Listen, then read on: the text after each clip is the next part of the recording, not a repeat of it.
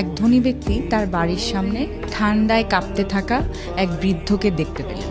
ধনী ব্যক্তিটি নিচে নেমে বৃদ্ধকে জিজ্ঞেস করলেন, এত ঠান্ডায় আপনি বাহিরে আছেন কেন? আপনার গায়ে শীতের পোশাক কোথায়? বৃদ্ধ জবাব দিলেন, আমি গরিব, অসহায়, আমার কোনো গরম কাপড় নেই, কিন্তু এতেই আমি নিজেকে মানিয়ে নিয়েছি। ধনী ব্যক্তিটি অবাক হয়ে বললেন, আপনি একটু অপেক্ষা করুন, আমি আপনার জন্য গরম কাপড় নিয়ে আসছি। এরপর তিনি তার বাড়িতে ঢুকে এতটাই ব্যস্ত হয়ে পড়লেন যে বৃদ্ধের কথা বেমালুম ভুলে গেলেন।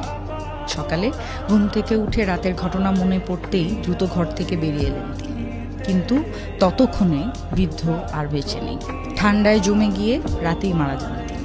ধনী ব্যক্তিটি খেয়াল করলেন বৃদ্ধের মরদেহের পাশে একটি চিরকুট পড়ে আছে, যাতে লেখা ছিল, যখন আমার কোনো উষ্ণ কাপড় ছিল না তখন আমি মানিয়ে নিয়েছিলাম, কিন্তু আপনি যখন আমাকে সাহায্য করার প্রতিশ্রুতি দিলেন, ঠিক তখনই সেই আশায় অপেক্ষা করতে করতে আমি ঠান্ডার সাথে লড়াই করার ক্ষমতা হারিয়ে ফেললাম।